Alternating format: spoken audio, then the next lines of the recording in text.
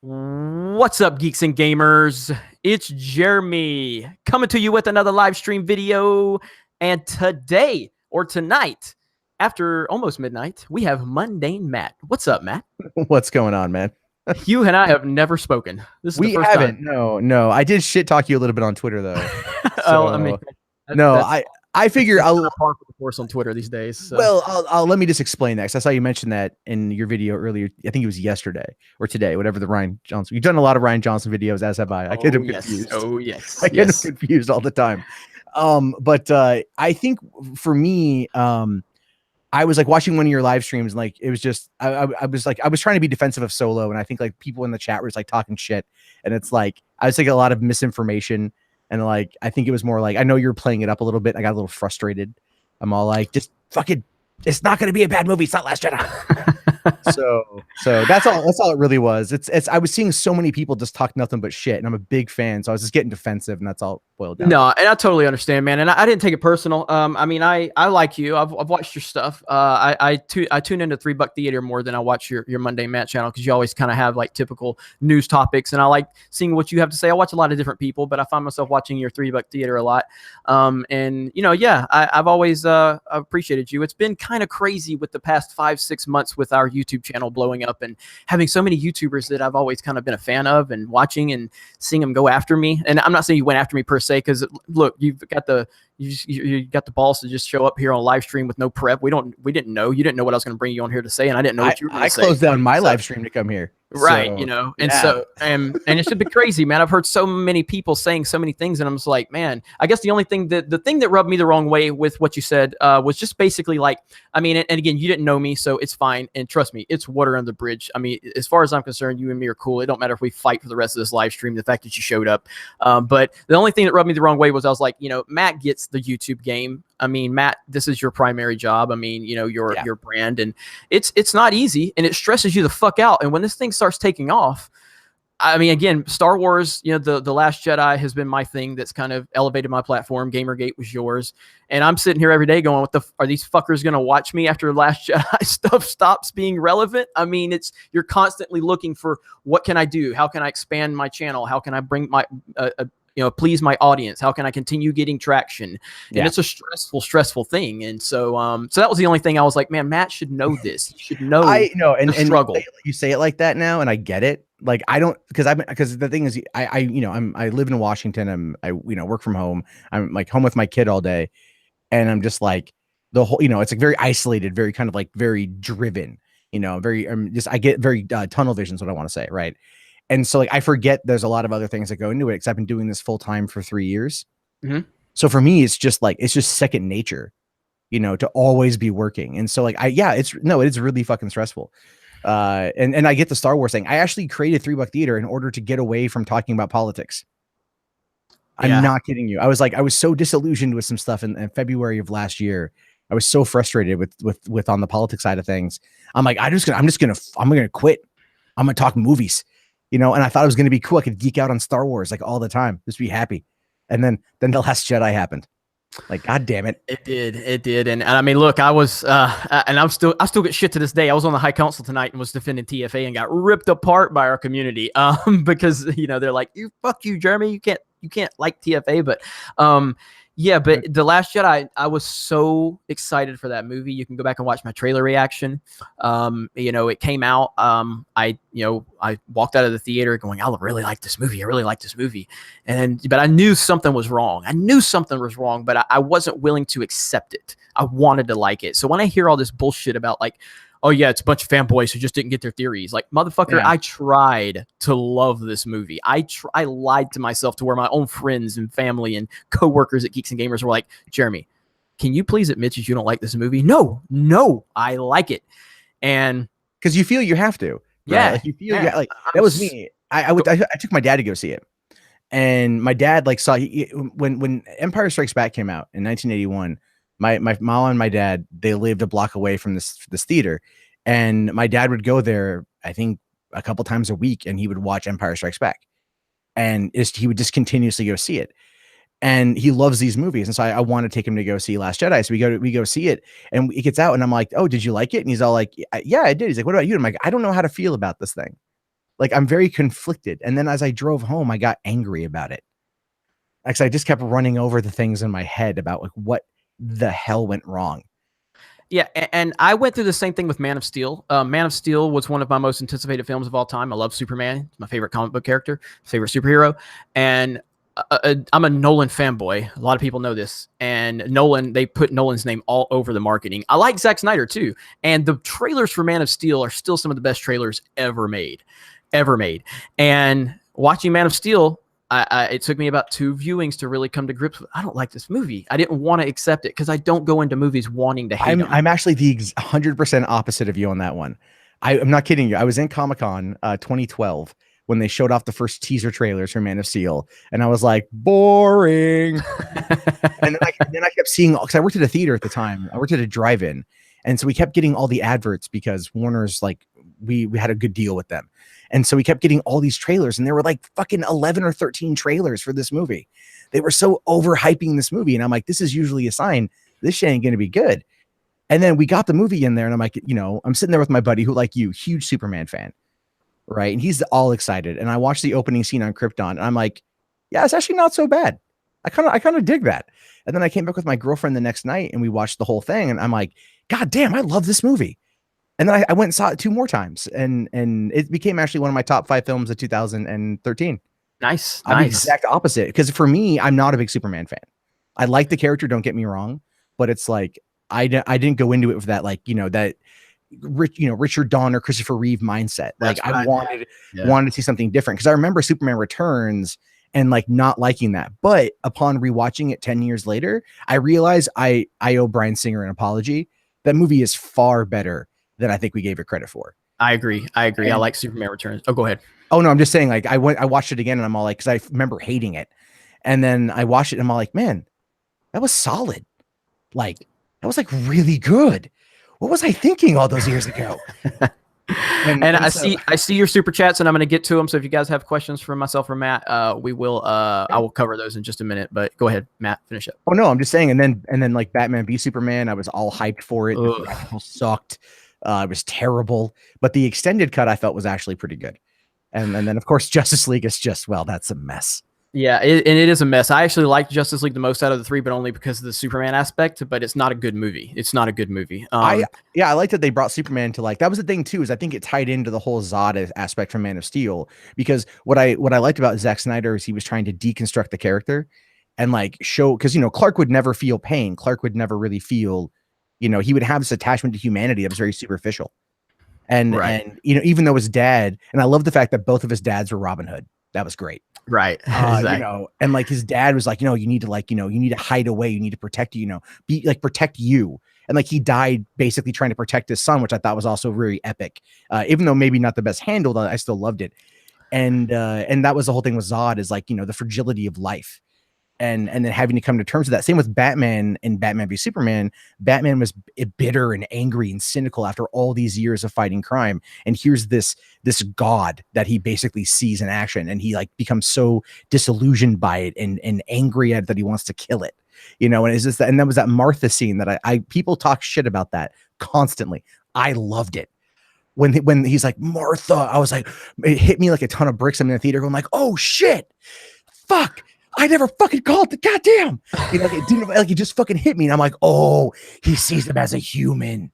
And I was so fucking into it at that moment in time. Again, we might have different opinions, but like, I think we can geek out on like different shit about it. So like me, I'm a big Zack Snyder fan. And so like, that's what I loved. But I mean, I would love something like that to be in Star Wars again, where it's like the quality could still be good, but even if some of the shit is not maybe 100%, like the TFA has got good moments, and it's got some moments where you know there's it's ripe for criticism, but I still loved it, and I still don't care. And you bring an interesting point up, and just want to say everyone, so we have Mundanematt here on the Geeks and Gamers channel, and I want everyone to give Matt a round of applause. Sporadic for us to just start this. We've never spoken before. The only interactions we really had was a minor little Twitter disagreement about a month ago, and I think, you know, maybe he's made a few comments in passing on some of his videos or something when people say something, and I have whatever. And so we're here, and this is how conversations should work in 2018. If there is a disagreement, or if we hear things, we should just have conversations, work it out. And I think Matt's a cool guy. I've always liked Matt. Yeah, And I like it. I do watch your stuff. I do watch a lot of your stuff. And I like you too. I think there's going to be not everyone on the same page 100% of the time, but yeah, conversations are good to have. Right, right. And let me hit a couple of super chats. So Nicholas Glenn said, best spur of the moment live stream of all time. And Star Wars Philosophy says, we did it. Great moment. Blazer Up says, Mundane, what happened with Review Tech USA? Do you want to get into that? Oh, okay. So and that's a channel I've followed for a while. I didn't know if there was anything between you guys though. No. Him and Rich and I are still friends. Okay. What happened was Rich came to me back in like 2016, I think, and was like, hey man, let's do this podcast, like let's build up this podcast where we cover like, random news stories, all crazy shit. I'm like, that's cool, man. You have a huge audience and I like talking about crazy news. And so we did the show called The Verdict. I think it was, we did it a few times, and I think like maybe a month and a half, we were doing it every other week. And then I hit him up one time and I'm just like, hey man, like what's going on, with the like the payout, because we're supposed to be splitting the income off this one. Just curiosity, what's going on and shit. And then it just kind of all fell apart from there. Like it was just, I think he realized that it wasn't really worth the time investment for the channel, which Jeremy, you understand this. Certain things, if they're not working, you don't stick with them. Damn right. I mean, this is why and plus we're bringing gaming back to the channel, but that's why I've abandoned it so much. Because I'm like, fuck, man, Star Wars is helping us grow, and it's what people want to hear about. And there's so much news. You wake up like tomorrow, there's going to be another news story for Star Wars I can cover. Yeah, I'll be covering the Gamergate one tomorrow for that. I'm trying to only do one video a day on the main channel, and so I covered the Ryan and Anita thing today because that was more prevalent in my life. But yeah, with Rich, it was just things kind of fell apart. And like I'd love to, I think Rich is a good guy. I think he's never, okay, here was the big thing with that is he canceled The Verdict without telling me. That was the thing. He canceled the show and he didn't tell me, because I kept trying to hit him up on Fridays to record. I'm like, hey man, like, are we gonna record? And then he kept like kind of blowing me off and like maybe give me excuses and shit. And I'm like, all right, well, you got a kid on the way. I understand, man. I get it. Like, and so then someone's like, oh, what's going on with The Verdict? And he goes like, oh, it wasn't doing the numbers anymore. And I just responded back with, it would have been nice if you told me that. And that may not have been the best thing, because his haters saw that and they latched on like, oh God, like crazy. Yeah, and that's an interesting thing to bring up too. Is I'm learning, and not that I was oblivious to it, but it doesn't matter what you think, what you say, what you do, what your opinion is. If you get any relevance on YouTube, you are going to get some haters. I see people shitting on you all the time online. All the time. And I'm getting it left and right now too. And I'm like, what the fuck? Where did this come from? The thing is, I've learned over the years, it comes from a multitude of different places. Like, here's the thing is, we're humans, so we make mistakes. We might say the wrong thing, have the wrong opinion. It happens. The biggest problem though, and this is my big thing, is I get stubborn. And so if I feel like I'm right, or at least like mostly in the right, I will dig my heels in. And that is a problem that I do have to work on myself. But I think a lot of people too, we get bombarded with a lot of shit. And so we just kind of like start disregarding even valid criticism, because it gets lumped in with everything else. And that ultimately is how I can kind of see how Anita Sarkeesian views the world, because she does get a lot of shit, but she also hides from any and all valid criticism. So it becomes this weird, like, I empathize, but also, come on, even I can come out and say I fuck up every once in a while. Right. Yeah. I know she's going after you right now. So well, that came out of nowhere. That like legitimately came out of left fucking field. Dude, you have no idea. Like I have criticized her for, this is going to sound really horrible too, but like 6 years. Okay. I have been critical of Anita, not like 100% of the time for 6 years, but ever since her Kickstarter in 2012. And so she clearly knows who I am. And the fact that she like everything, VidCon last year, did you ever hear what happened at VidCon last year? I did. Yeah. Like with Boogie and all that. Yeah. Well, it was really like the Sargon and all of us going to her panel, and then her freaking out, having so many people that were there. She was legitimately caught off guard by the fact that there were like 30 of us at this panel. Right. Like, I did not know there was going to be 30 people. I thought there was only going to be like a small handful of us that were just YouTubers. And I didn't realize so many audience members, so many, I don't want to say the word fans. I feel it's kind of pretentious, but like so many like viewers were going to be with us as well. And it all just kind of happened. And then yeah, so I think she was looking for a reason to strike, but I don't know what it was about that got her. Actually, no, actually I do have a theory. My theory on that is not that Ryan Johnson would have talked to me, because there's no way Ryan Johnson would have ever responded with the positive, hey, let's have a conversation, right? Never would happen. But Anita has to maintain some control in regards to that space. Ryan Johnson, about 4 years ago, commented about Gamergate on Feminist Frequency's Twitter. So he's been following that for 4 years, which is probably why she commented, because my response was very measured and very polite, and she had to strike it down. It was I guarantee you, it was just a gut reaction to seeing me comment on that and it getting so much attention in and of itself. Yeah, it's wild, man. It's so wild. And then just with you talking to Ryan Johnson about that, and then she had to chime in. And of course, yeah, at this point, does anybody do these people really think that calling people racist and misogynist matter anymore? Like the words have lost their meaning. They mean nothing anymore. Nothing. And I just don't understand what goes through their heads. So well, they do that because they still need a boogeyman, right? There's the thing that Gamergate did is it did create this boogeyman that they created it, really, that they were able to use, and it pops up like all the time. So are you aware of who Zoe? You know who Zoe Quinn is, right? Yes. Okay, so let me just like take you down this weird rabbit hole about Zoe Quinn. She has a book, came out last year, called Crash Override. It's garbage. I'm in the book 3 times, and like all 3 times are lies about me. But she did say in the very beginning of the book that basically Gamergate is what led to Donald Trump getting elected. And she implies that in her book that I'm the one who started Gamergate. So by her own logic, I'm the one who got Donald Trump elected. Oh my God. I don't like that, because I'm not a Trump supporter. Right, I support Bernie Sanders, and that's what I find. See, that's the thing. It's that straw man argument that they have to continuously use. And I will admit, when it comes to like talking about, let's say, like, some aspects of like social justice, like it is easy to drop to the social justice warrior, the SJW, when trying to discuss a certain person and their ideologies. It does go both ways, right? They say white supremacists or alt-right or whatever. We say SJW or rabid feminist. So the wording is really where there's a problem here, because it's not everyone. It's a single person, and it does become a problem. But I can't think of an answer to be honest with you. Right. And did you hear that, everyone? So we have a Bernie Sanders supporter and a Trump supporter on a live stream having a normal conversation without calling each other names and all that good stuff. It can happen in 2018. It can. I don't care who you voted for. Like, right. I don't either. And I liked Bernie in terms of like, here's what I liked about Bernie, and not to get too far into politics here, but I like people that are going to challenge the political system. And that's what Bernie and Trump both were going to challenge that. And so once he got screwed over, I was just like, oh my God. I mean, I was always going to support Trump anyway, but I didn't think Trump had a chance until maybe about a month and a half. And I was like, holy shit, man. This motherfucker might win.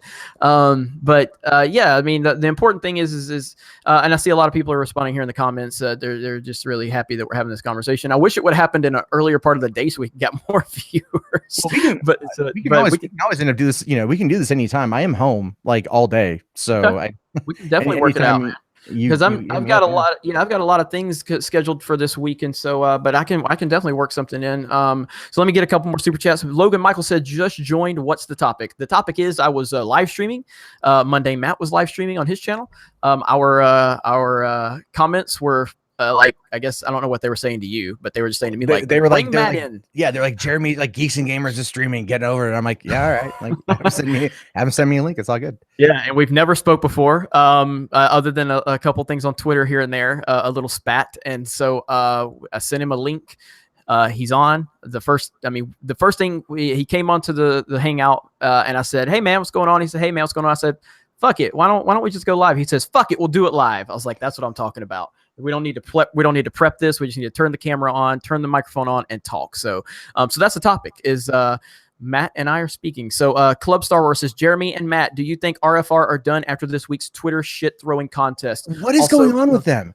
Also, come on, England World Cup. I don't know anything about the World Cup. As far as it's soccer, who cares? I'm kidding. Go England. Is it Manchester? Is it Manchester United? That's all I know. That's the only team I know. I don't know anything about soccer. So I'm a sports guy, but I'm not a soccer guy. So RFR, Rebel Force Radio, they decided to leave Twitter today on the High Council. I got a statement from, I think it was Jason that sent me a statement, because I asked him, I said, is there something you want me to read on the High Council tonight? Because I'm in contact with those guys. I like those guys. And so they have been getting, the SJWs are after these guys, man. I mean, after them big time. And it's become incredibly bad for them on Twitter. I'm not even going to name the names of people. Somebody just sent me a screenshot on Twitter of these same people that are shitting on me now, because somebody said something to me about I'm getting more views than Star Wars Explained, even though he has 450,000 subs. And I just casually like retweeted, and I was like, that clickbait, that I use, because everybody's like, who uses clickbait? Every fucking body uses clickbait.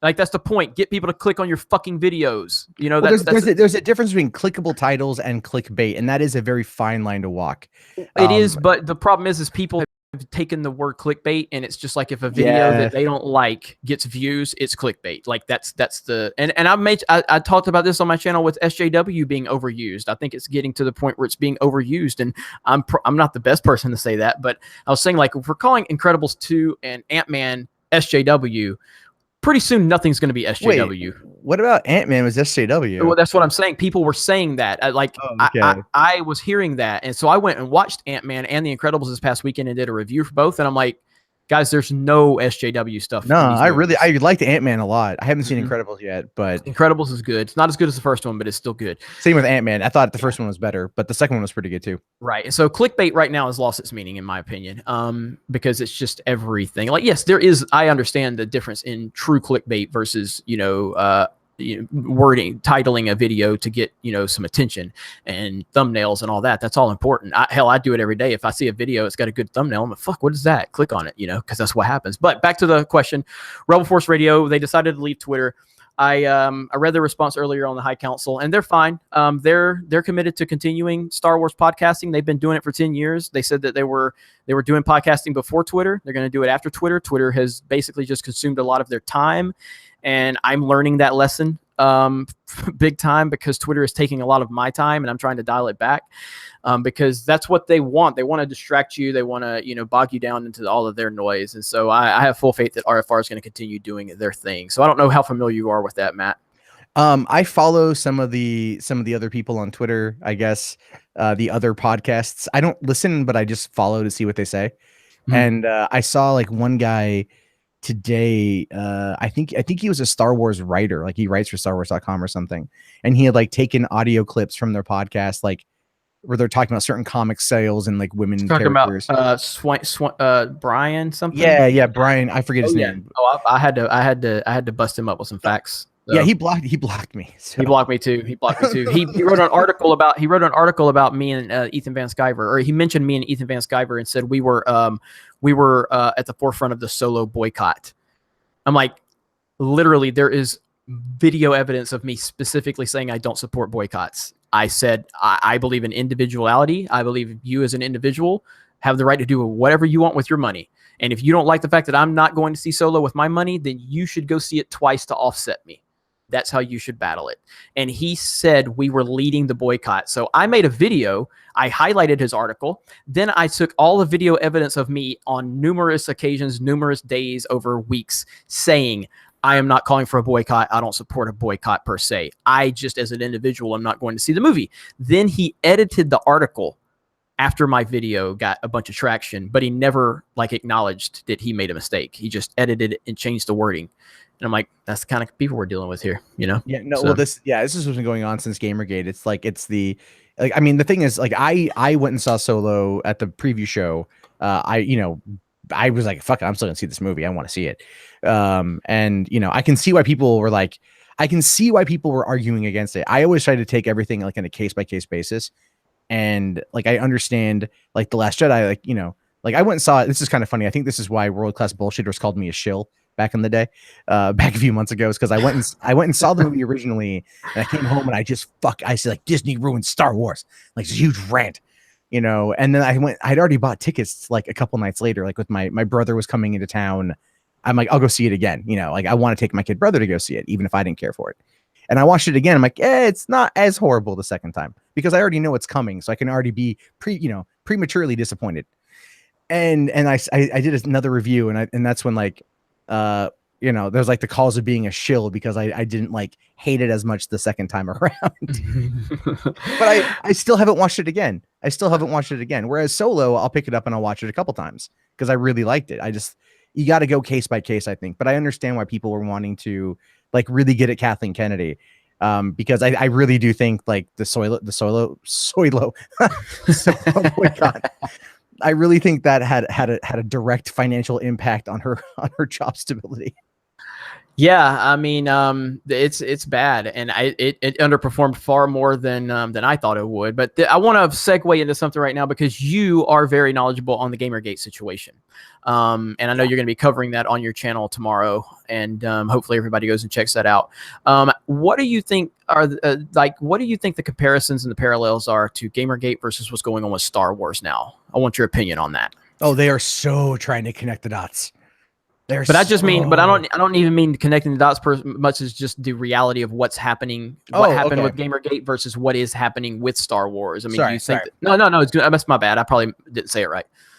Okay. So with Gamergate, it was ultimately about ethics and games journalism, and a lot of that there was a lot of overlap with, you could say, SJWs in games media. It also had to do with the independent games development community, which is also in San Francisco. So there's a very close-knit group that's there, which is what kind of prompted Gamergate to happen, as well as the massive amounts of uncovering of just ethical disclosures, right? So when it comes to Star Wars, it's not that it's necessarily the same thing, because it's really not. It's just like pushback against, this really bad writing and attacks on the consumers. Gamergate had a bit of that. With what probably really prompted it was what we call the Gamers Are Dead articles. I don't know if you recall that at all. I do. Well, I do recall it. I don't know the specific, but I remember that coming out and creating a big firestorm. That's the thing. I think that was like the 27th of August, 2014, 27th or 28th. What it was, there was 12 articles on one day that were all trying to say that gamers are over, gamers are no longer your audience, right? And that was, I mean, it wasn't just one, it wasn't just like Leigh Alexander on I think Gama Sutra writing it. It was 11 other publications mimicking this exact same sentiment. It was a coordinated push. It was a coordinated effort. And that's what really triggered a lot of people, was the hold on here. Like, no. Your job is not to speak for us. Your job is not to speak at us. Your job is to fucking inform us of what is going on. Your job is to tell us what we should or shouldn't spend our money on, not who we should follow or who shouldn't follow our opinions or whatnot. Like, you are not the arbiters of this. And that was a lot of the big pushback. That was right around the time Adam Baldwin coined the term Gamergate. And so it was really like, I think the idea there a lot of people had in their mind was that, you had this coordinated effort pushback against gamers.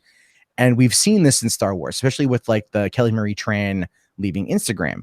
There was all those articles that were just like, oh, it was just white men who racists on Instagram. And I'm all like, dude, like no one made a video saying this was a good thing.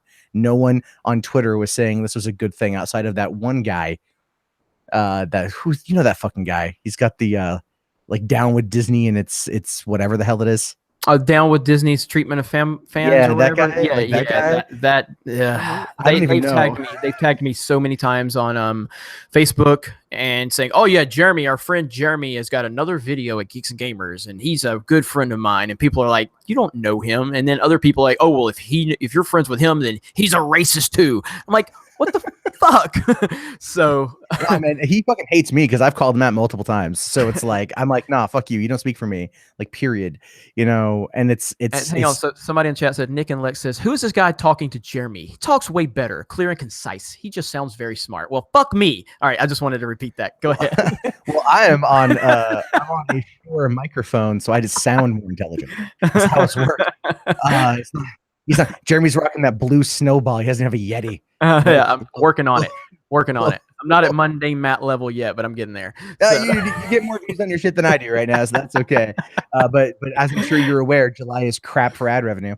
Yes, I know. Yeah, right. Yeah, subs are slowing down and everything, man. So it's July. Don't worry about it. Just it's April and July are the worst months. Okay, after we get done here, I want to have to take a few minutes to pick your brain about some YouTube tips. So that's what I'm here for. Appreciate that. But the thing with Star Wars is like they're doing the same concept. They're doing the same thing again. They're trying to say that any and all criticism is this core group of people that just hate women, and this is what we learned from Gamergate. And it's all like, dude. Like people, like I have a video where I straight defend, Ray against being the accusation of being a Mary Sue. Like it has nothing to do with women or minorities or anything like that. It's just poorly written characters and it's poorly written story. And it's just, then you have the attack back on the audience. And that's what it boils down to. So that's where the connection is going to be. They're going to, the media and like Johnson and Kathleen Kennedy and all those people, they're going to go after Gamergate because it's already a prepackaged boogeyman that they can call upon that elicits certain fears, and certain thoughts like, oh, it's there for the harassment of the women's. Right. Like, no, it's not, Right. And that's all it is they're going to go to that because it's just easy. Gamergate created this monster that is really toothless, but they keep making it be this gigantic mythos of something that's going to come and destroy you. All right, I'll jump in a couple super chats real quick here. David K says, need wisdom. I'm opposed to you. Watched The Last Jedi and walked out disgusted. Gave up on the franchise. Watched The Last Jedi again and started to grow on me. I feel guilty about it because Luke is ruined. Ryan is trash. Well, I mean, I've said this plenty of times. There's nothing wrong with liking a bad movie. Because I, as an Adam Sandler movie, like a lot of bad movies. Like Adam Sandler movies are really bad, but I like them. No, yeah, me too. No, me too, man. Like I catch a lot of shit. I once made a video. This is true. This is honest to God true. In 2015, I made a video saying I like Adam Sandler movies, right? And I talked about why I like Adam Sandler movies. I lost 300 subscribers in a day. I'm not even kidding you. That legitimately happened. And people are like, you got to repent. I'm like, no, fuck you. Happy Gilmore's a good goddamn movie. Yes. I don't care.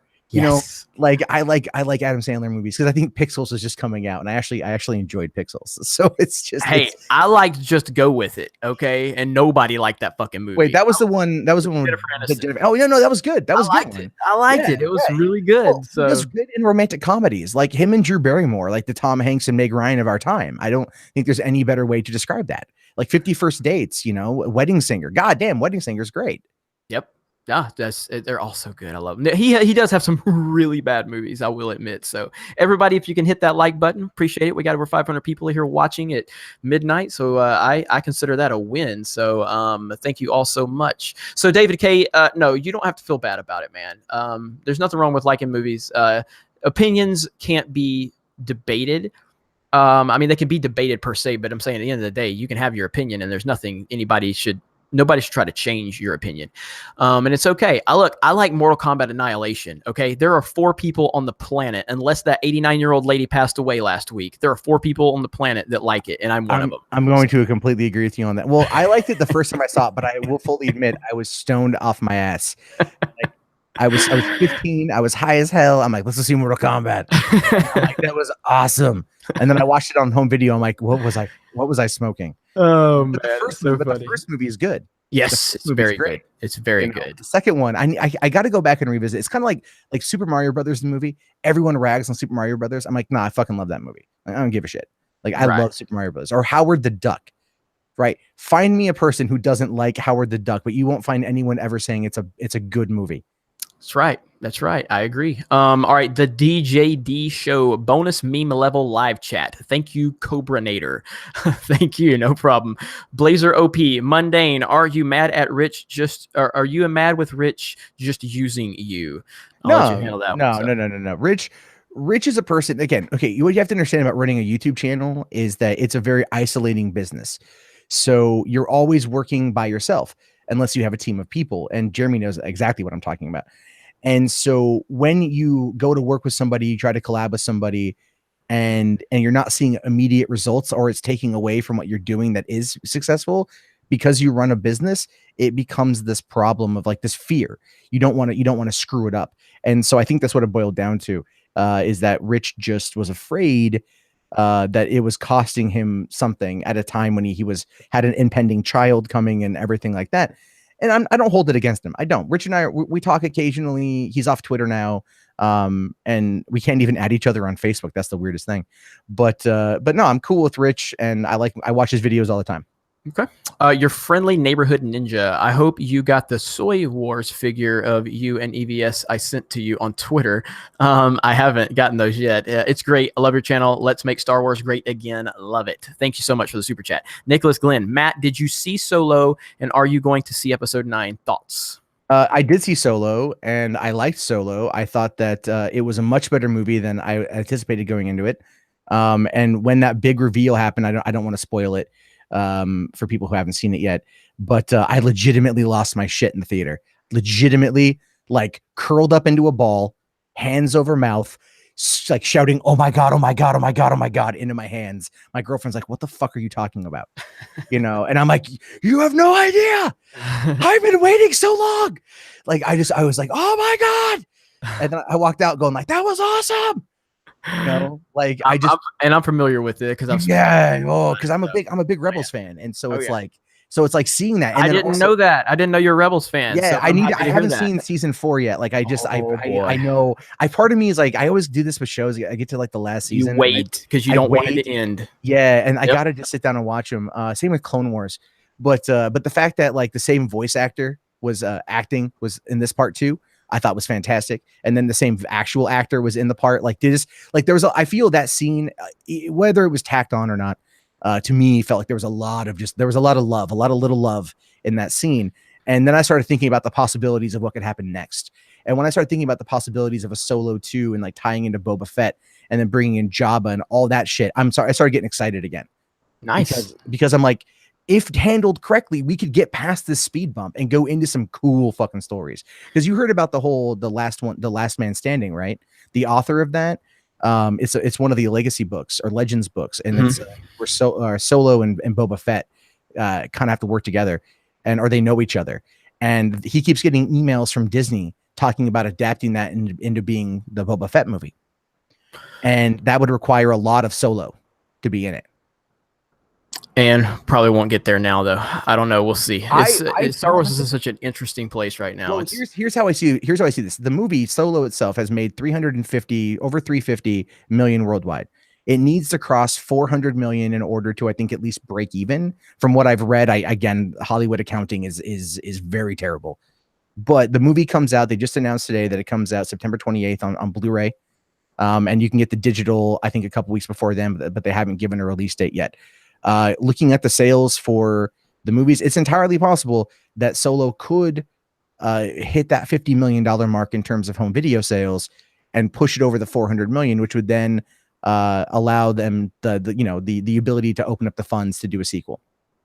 Whether or not they should, I don't know. I mean, like, I would love to see it personally, but right. I can understand the business side of it with Kennedy and what she's currently facing and the changes that are coming, that it could end up being like we could get nothing or everything. We have no idea. It's true. And episode 9, I'm sure you're going to go see that just like I am. I mean, at this point, I don't have any problem. I don't have any, again, it's so far out. And I mean, really the Solo thing was just trying to send a message, but I mean, it was just me as an individual saying, I don't want to go see this movie. And that's crazy because of how many times I saw The Force Awakens and how many times I went to see Rogue One after quitting my job so I could go see it. Cause I was, that obsessed with Star Wars, and then get to the point where didn't even go see Solo, and not cause I didn't want to see the film per se, but it's just like tired of this bullshit. So, but yeah, I'm still on the fence on episode 9, but I'm fairly certain I'll go see it just so I can get my opinion out there, and Matt will too. So the DJD show, I make fun of both sides equally, and that's the way to do it. That's the fucking way to do it. Make fun of everybody equally. So sometimes it's really hard to make fun of like the non-lefties. Yeah. And I'm a lefty, so it's like, I look for the opportunity to make fun of the other side, and it's not there very often, not the way you might think. I heard that. The DJD show, schedule Twitter to 2 times a day, hours apart. That's what I need to do. I really do. Nicholas Glenn says, Jeremy, Matt speaks way better English than you do. Okay, now here's what we got to do here, Nicholas. Okay, so if you're going to criticize my English, then you need to have proper grammar, and you didn't use a comma after Jeremy, so you basically said Jeremy Matt speaks. So you got to say Jeremy with a comma. Matt speaks better English, and then you said then instead of than. So you got to have than. You know I'm messing with you, Nicholas. I love you. So, and let's see. Have a drink on me, Matt, says the DJD show. So, right. Thank you. Let's see. And are we caught up on super chats real quick? And then we can get back to conversation. I think we're good here. Oh, hell no, we're not. Here we are. Here we are. I can't see Nick's super chat. Let's see. There we go. To Matt and Jeremy, why hasn't Andy Warski made videos about SJW Star Wars? What's his and Chris's views? I have the time to watch his podcast, or I never have time to watch his podcast. Do you have any information on this? Well, Andy and I aren't really on speaking terms for a while now, for completely unrelated to Star Wars reasons. But you know what? I don't think he's fully, like, he doesn't really care about that much anymore. I don't think. I'm sure he would definitely criticize it in the way things have been, but things with him have gotten. I'm not too sure if you're familiar with everything. I'm not familiar with him. It's a long story. Let's just say the best way to describe it is he had probably like the biggest podcast on YouTube for a short period of time, and then it burned out so quick, and now he's on this downward trajectory where he's losing on average about 130 subs a day. Wow. And he's he only gets around like maybe 14,000 views a day, and that's on a good day. So, and he's doing the podcast, and that's how he's staying afloat. So I mean, honestly, if you want to help Andy out, start sending him Star Wars information, because he's been focusing more on YouTube interpersonal drama than anything else. So that's an option. But other than that, yeah, that's Andy's that's the situation he's in.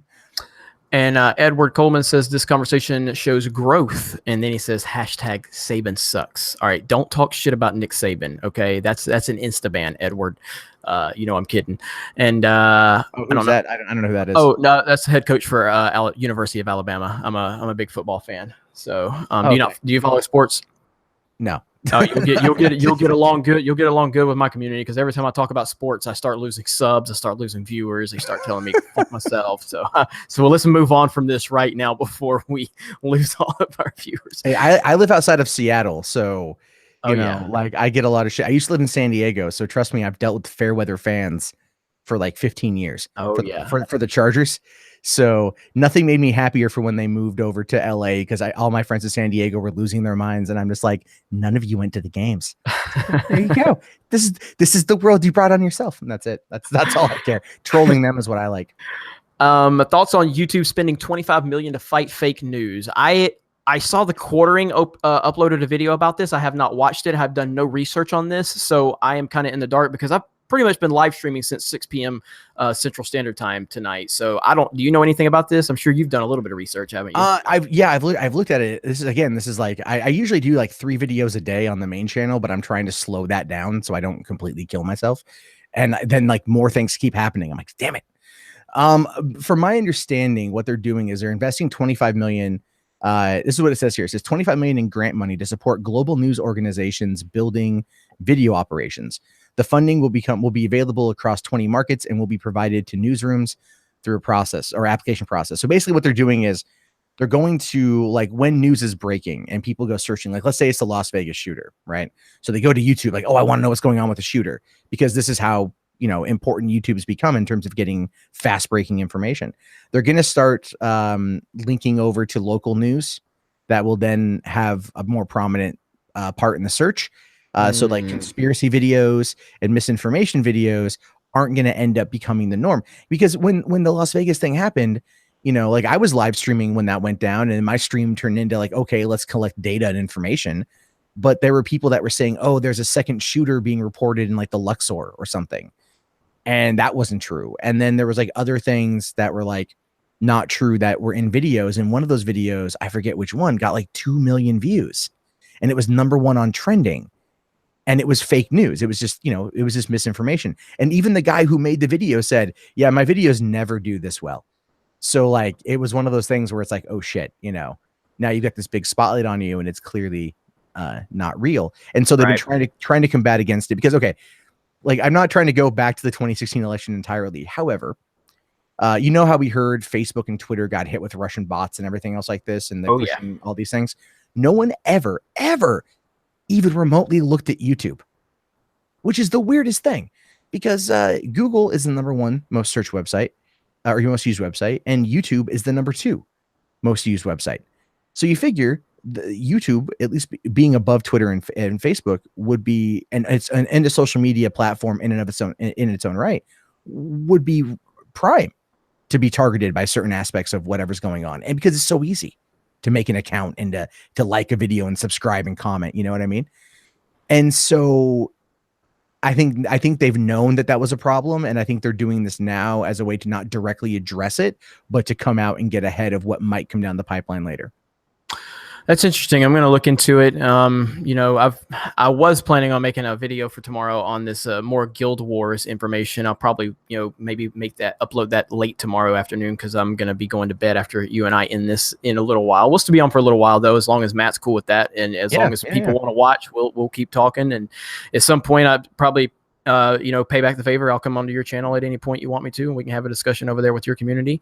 You know, because if you're just joining us, I'm on live with Mundanematt, and we were both live streaming simultaneously, and our comments were people's like, hey, Matt's on live, he wants you to send him a link. And I'm like, oh, what, really? All right, cool. And so then we made it happen. Here he is. Matt and I have had a minor couple little disagreements over in the past. And, I'm glad that he was, just man enough to just, and I guess not man enough is the wrong word, but I'm just saying man enough to just come onto someone else's channel. You didn't know what was going to happen. I sent him a link and we didn't talk about it. I just sent him a link. He popped in and we're like, fuck it, let's do it live. And we did it, and we didn't know what we were going to say.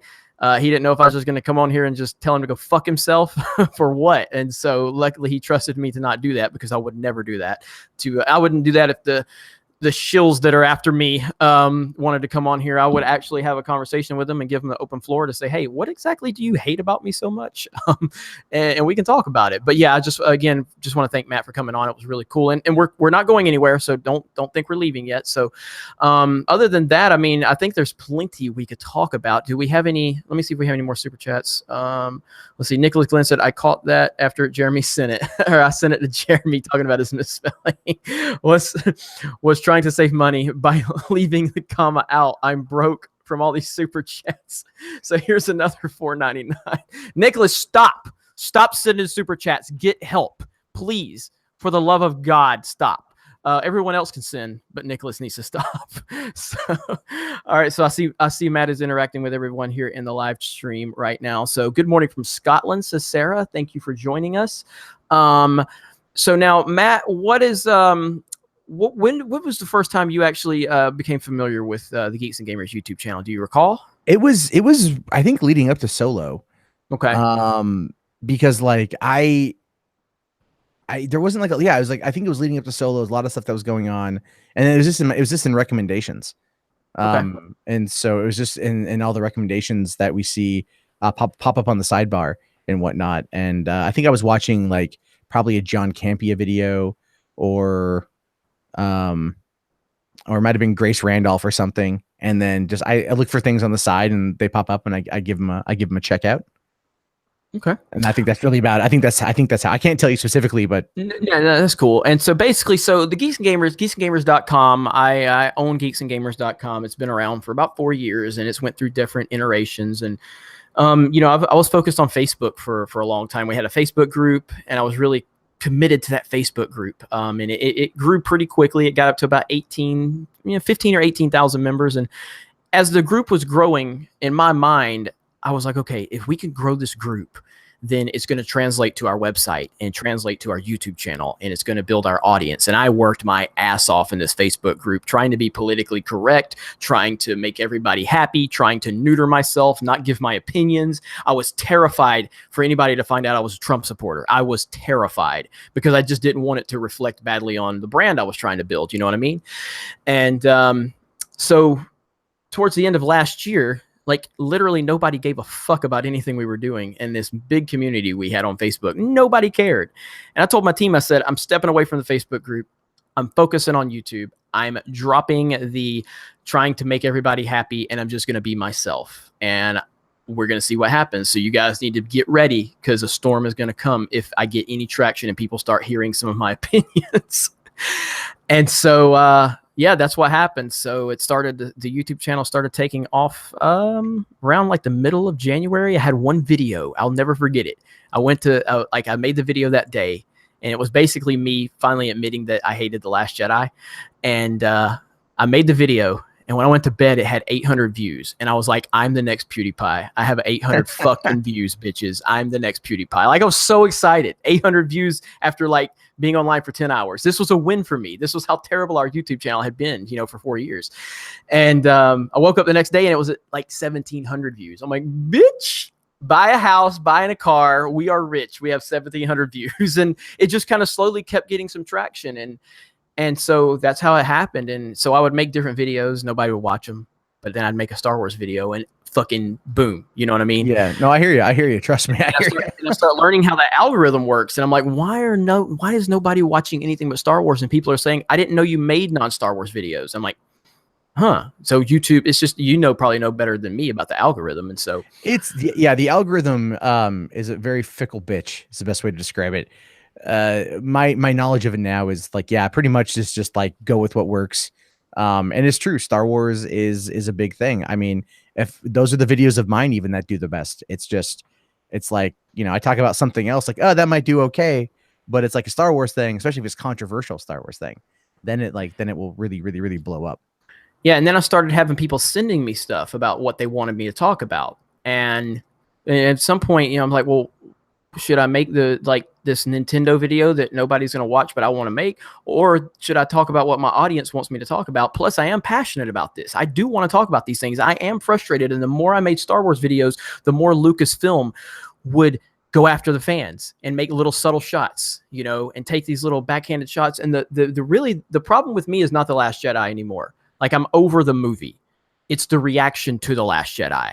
That's where I'm at with it now. Like, the reaction has been unbelievable from Lucasfilm, and it's like they just never stop. You know, I've never seen anything like it. I don't know what your feelings are. I mean, I've seen some of your videos where you talk about it. Like, are you that flabbergasted by the whole response to The Last Jedi as I am? I've seen because of Gamergate, I've seen this shit before. And so it's more like the playbook is, you know, they come out and they say that the Gamergate playbook is alive and well with Star Wars. I'm like, no, it's the exact opposite. Right. Like you're trying to tell us that we're the problem when you're shielding yourself from any real criticism or admitting that there may not have been, you know, the best movie ever fucking made. Right. And that's a big problem with it is, you know, coming out and saying like The Last Jedi is a bad movie is not, it shouldn't be this huge controversial thing, but because it's Star Wars, maybe that's been part of the problem. I don't know. It's such a weird thing because I really do feel, okay. I think so like, you know, you made the comment earlier about like, you know, your videos are getting more views than Star Wars Explained, right? Mm-hmm. So think of it like this. When you've got publications like these websites, like Dork Side of the Force or whatever, and I'm just using them as an example. I don't know for certain, but just using it as an example.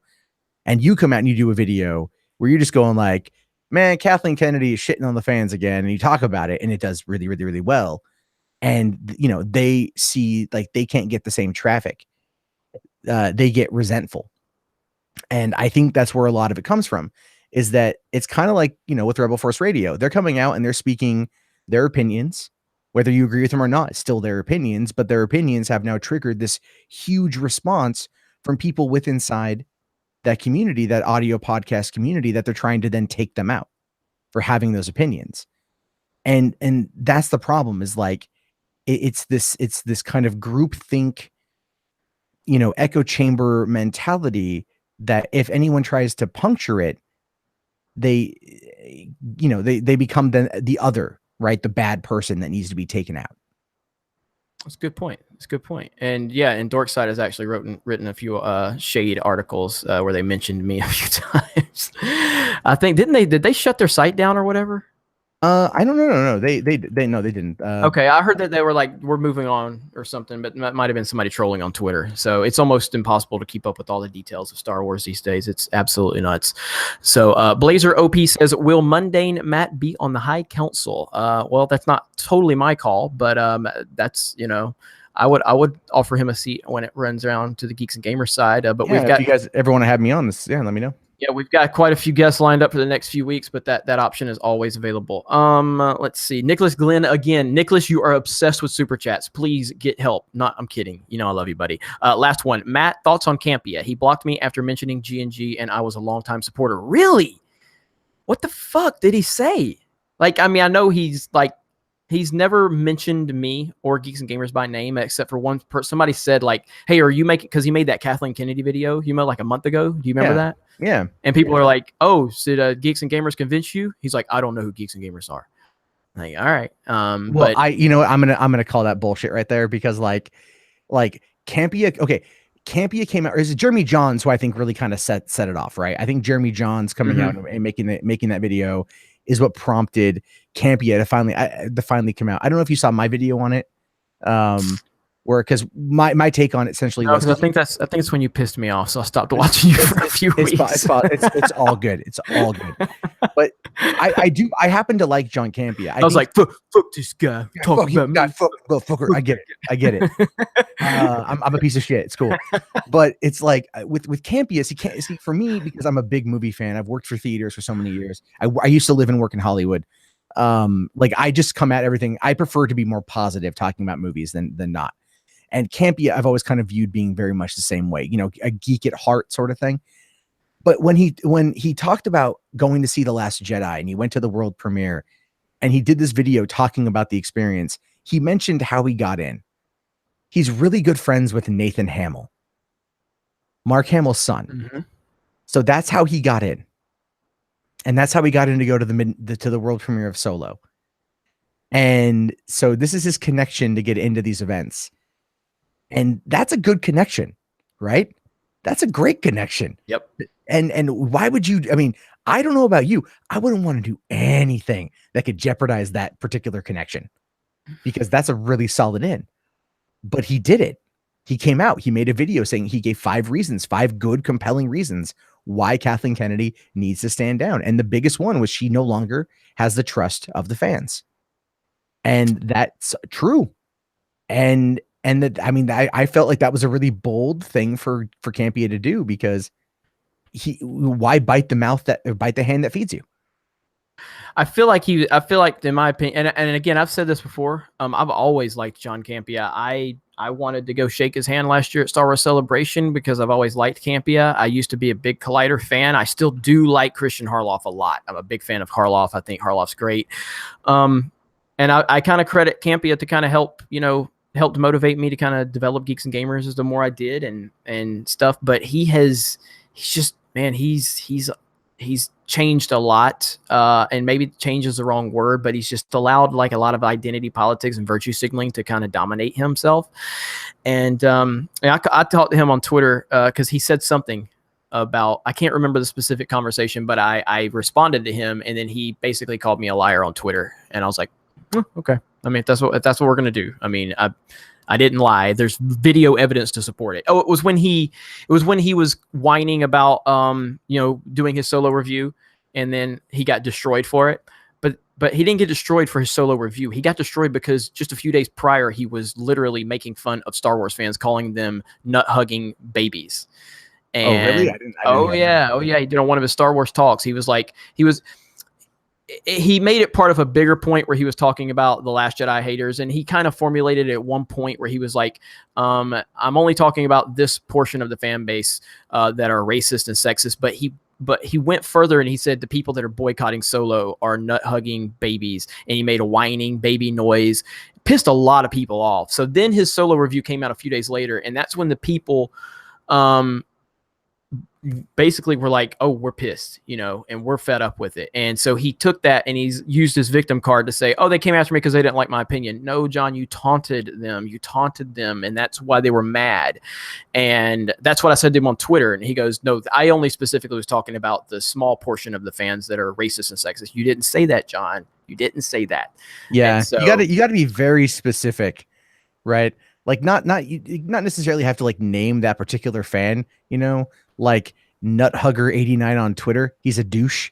But it's like you can't sit there and just it's that broad stroke that everyone hates. Right. And that's why I've mentioned in the past, he made comments. He's like, there are people that are determined to keep women and minorities out of powerful positions. He said this 100 times on one of his videos. And so I made a video, this was months ago. I was like, John, okay, if there are people that and he says he knows of people in the industry that are determined to keep women and minorities down and out of power. And I said, hey, John, mind mentioning some of those names? Because if you do know these people that are specifically holding women and minorities down and you're not releasing their names, what good are you doing by just coming on social media and being broad about it? If you know them and they are holding women and minorities back, why can't you name some names so we can out them? Because I promise you, you've got a big enough following. If you name names of people and you have proof that they are holding people of color and women down, how do you think that's going to hurt your following? It's only going to help you, but he's being broad in general. You know what I mean? And that's what aggravates me. Like, just name the names or don't talk about it at all.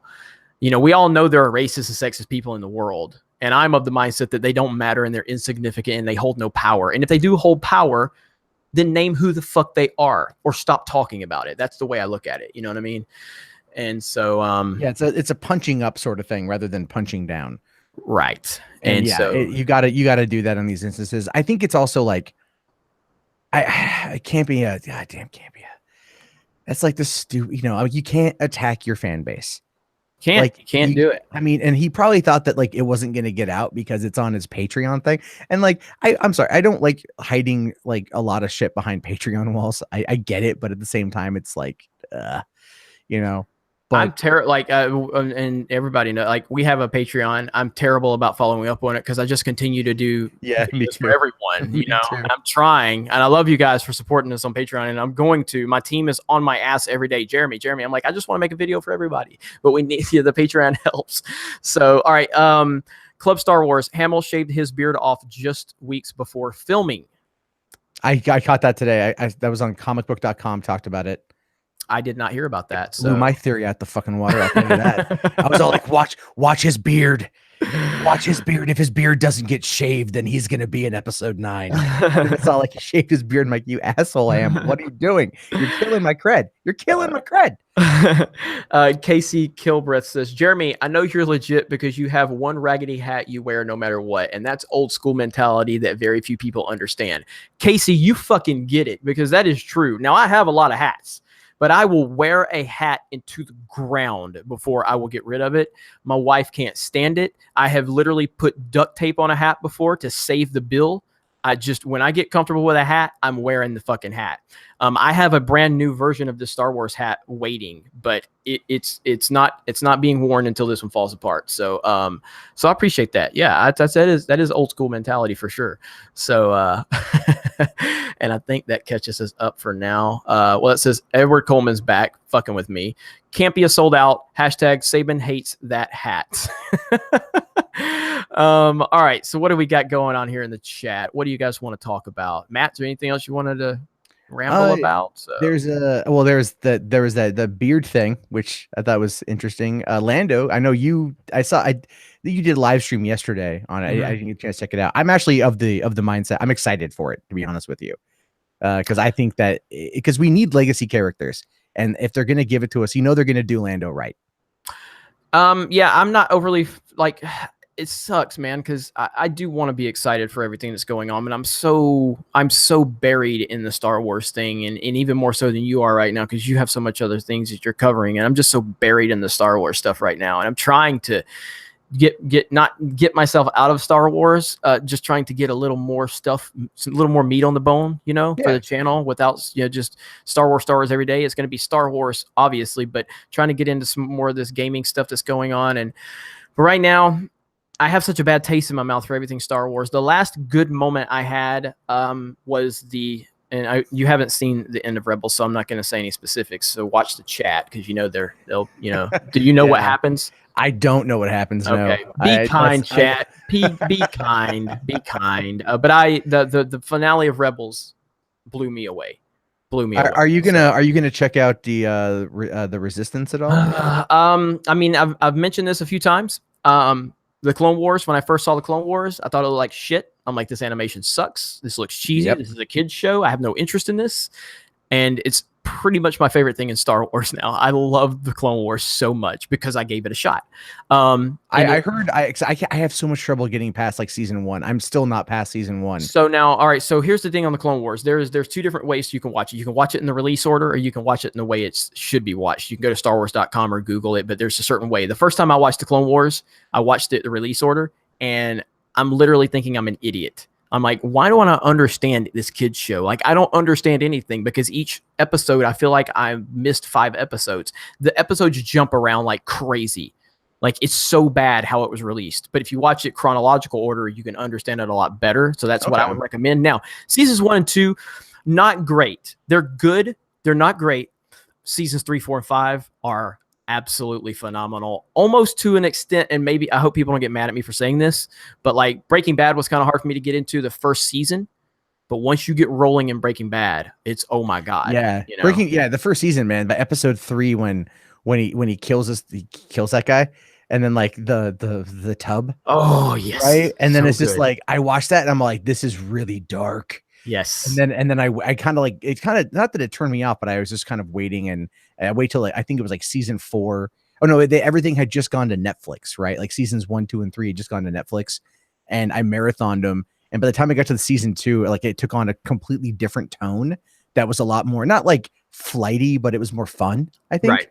And like, especially when he like took out that one dealer with like the meth bomb, you know, and I was like, okay, this show's good. Tuco. Right, talking about the end of season. Last season, end of season 1. That's Tuco. Yeah, Tuco. Oh, Tuco was so good. But yeah, back to Clone Wars. So Clone Wars seasons 3, 4, and 5 are phenomenal. Like, they are absolutely phenomenal. So okay, so I'm looking at the watch order right now, and it's all jacked up. So why was it big season 2 episode 16? I know, and it's crazy. And then you go like with the movie, that's George, man. Season 3. That's George, man. Like, that's George. Right. Because I remember because I was still at the drive-in when that movie came out, you know, and like we had it there, and I watched it I watched it more times than I probably should have. It was okay, except they got the Zabu, like, yeah, what the fuck? Like, what is this? You will love the Clone Wars once you got to power through it. So, but then to get back to your question about Resistance, so the same thing happened when I moved into Rebels. I didn't like the animation style. Because I was so hung up on the Clone Wars at that point. I had become really comfortable with the Clone Wars, and the animation gets better as the Clone Wars progresses. It gets a lot better. And so then I go into Rebels. I'm like, I don't like this animation style at all. I don't like this. I don't like these characters. I didn't love season 1 of Rebels. Just because I was kind of so hung up on the Clone Wars and the animation style. The Ghost Crew was cool, but I just didn't get connected to them at first. But the point is, both times I have been down on the animation and down on everything, and then eventually started watching it, and Dave and Filoni pulled me in. So Filoni's involved with Resistance. I don't like the animation once again. I don't like the timeline once again, but Dave Filoni. Yeah, so Filoni's gonna real bring up, because I will say this though, season 1 of Rebels, I get what you're saying, but the what really kind of sold me on the attention to detail was not only was when Ezra went to the temple and it was Frank Oz as Yoda, yes, which was just like, oh, like I literally choked up when I'm watching that. I was like, oh, right, like wasn't like Clone Wars Yoda, you could tell this was actually, you know, this was Oz, and that I loved it. But then also, I think it was like episode 2 or 3 of that season when you meet C-3PO and R2. And I love that they're talking, you know, like it felt like R2 and C-3PO 100%. I think that was Anthony Daniels, but they had Rex, the pilot of the shuttle that R2 talks shit with, is Rex from Star Tours. It's the captain from Star Tours. Good old Star Tours. And so I'm like, they brought in a Star Tours reference into Rebels, and like that sold me on the show. I was like, okay, you're bringing in a Rex reference here. Like I love that. Never mind, there was like that, you know, they tied in, well, further on was it season with the other clones and they tied that into Return of the Jedi. Mm-hmm. Like, I thought that was a cool little thing that connected over. So I feel like there was a lot of love in Rebels. There's a little more filler than I would like. As it progresses, but still, I like Rebels a lot. I really do. So it's not as good as the Clone Wars in my opinion, but I definitely love it. And season 2 finale of Rebels is. And I see you. So you don't know the ramifications for that, do you? No, okay. So I started season 3, and I was just thinking back to it. I haven't finished season 3. I think I got like I got a few episodes into season 3. And yeah, like it's all on the Disney XD app. I'll pop it in tomorrow when I feed my kid. But what I'm saying though is you don't get the ramifications of the season 2 finale of Rebels. No, because the season 2 finale. Because there's major Clone Wars implications there. Well, yeah, considering Ahsoka, so like that part I got. I don't know the full details yet of everything, you don't have the emotional impact that carries. That carried to me, and still I've seen it dozens of times, and it still gives me chills. Still makes me want to tear up. I fucking love that season 2 situation and the season 5 of Rebels. But once you get the context of that scene, once you watch once you watch the Clone Wars and you build up through that relationship with Anakin and Ahsoka and how it all plays out, once you get to that Twilight of the Apprentice, I'm telling you, man, it will blow your fucking mind. It's so good. And this is like the season 5 of Clone Wars is what made Ahsoka my favorite Star Wars character. And how it comes to a close, like it will blow your mind. It is so great. So I'll need to. I'll definitely have to go and check that out. Because I'll. Okay, so I'm looking this real quick. I'm looking at this thing here, and the Star Wars chronological episode order, which still I'm kind of like, what the hell? Yeah, I still am. What the hell? and so they have these things here where it's like Crystal Crisis on the stories and the Bad Batch stories. The Dark Discipline. So they have these other episodes here, but all look like they're from season 1, and they're all just other self-contained stories. Yes, some of them, and some of them are connected. It's really strange. Like it really is strange. Like I said, I watched it. Or Firefly. Yeah, this is when I watched Clone Wars the first time. Like I said, I was questioning my intelligence level because I'm like, am I just stupid? What is going on here? You know what I mean? Like I was like, am I just dumb? Why do I not understand this? So, but I promise you, if you watch it in chronological order, it will make more sense. But either way, it's going to be fine. But you have to make it through the first season and maybe in season 2. But once you get to 3, it's gold, man. It's pure gold. So 3, 4, and 5, phenomenal. I guarantee you. All right, I'll definitely. Let me bookmark this thing so I can come back tomorrow because it's all on Netflix right now. So I can just give that a watch. Well, it's going to be on Netflix for until Disney gets their new service. Are you gonna get that? Are you gonna check that out? Oh, yes, I definitely am. Sierra Whiskey 186. Jeremy, can you see this? Yes, I can see this. I'm watching all the comments. Yes, I am gonna get that streaming service. I'm a Disney fan. I mean, I know a lot of people, with what's happening on YouTube, they're like, "Oh, this guy hates Disney." I'm fucking married at Walt Disney World. I'm an annual pass holder at Walt Disney World. I love Walt Disney World. Toy Story is my second favorite movie of all time. I love the Toy Story trilogy. I love Disney movies. I love Disney animation. That doesn't mean I have to kiss their ass if there's something I don't like, and I'm disgusted with what's going on with Star Wars. And nobody was more excited for Star Wars or Lucasfilm being purchased by Disney than me. So I wanted to love this. I wanted to love this universe. I wanted to be excited. Force Awakens, I drove to Orlando, Florida, which is about a 7-hour drive for me. Drove to Orlando just so I could watch the Star Wars fireworks at Disney Hollywood Studios the night before going to stand in line for 10 hours to watch The Force Awakens. That's how excited I was. You know what I mean? And so it's funny to me when people are like, "Oh, this guy hates Star Wars," and no, man, I want to love Star Wars. I want to so bad. And I want to be excited for Star Wars Galaxy's Edge opening up at Walt Disney World. I want to be excited for what's happening at Disneyland. But it's just, and hopefully we can get there, but right now we're not there, and it sucks. I think that I have a feeling, it can happen again. There can be that excitement level again, but there has to be certain changes, right? Like if the media, for example, like these people continuously push this agenda that like everyone's, a women hater, misogynist, sexist, white supremacist nonsense, right? Like I am legitimately tempted to start an actual letter writing campaign to Bob Iger himself. right? Like just to go, look, we just send actual snail mail letters, with stories about why you love Star Wars, like your memories of Star Wars, and put that out there in the sense, the positivity, right? You got to be positive, and like how you want it to continuously to be good, but you just don't trust where it's at. I'll share an idea with you off air. Something I'm working on right now. That kind of falls in line with that. Not necessarily specifically, but I'll share it with you off air because I don't want to say it yet because I don't want everybody, like, I don't want to give the idea away per se. You know what I mean? Yeah. So but that's kind of along the lines of something I'm working on right now. So. Hang on. So Nick and Lex says, I live 25 minutes away from Orlando and Disneyland. How can you live 25 minutes away from Orlando and Disneyland? Because Disneyland's in Anaheim. So I think he means Disney World, though. I just wanted to mess with him because he said I can't talk, and Matt has such a wonderful voice, and Jeremy sucks. Can't confirm. Now, have you guys enjoyed this? And no, we're not wrapping it up yet. We are going to wrap this up probably within the next what time is it where I'm at? It's almost 2:00. So in the next 20 minutes, I think we're gonna wrap this up. Yeah. I need to get a little bit of sleep. But have you guys enjoyed this? I definitely appreciate Matt coming on, and I've had a lot of fun talking with Matt. I've watched Matt's channels for a while, and I'm glad that he and I were able to get our minor differences put aside. Yeah, thanks for having me. I really appreciate it. Yeah, and I think that's what we need more of.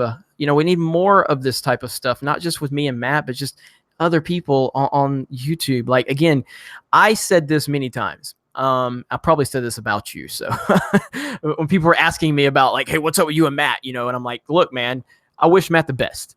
And I do. And I did. And I'm in it.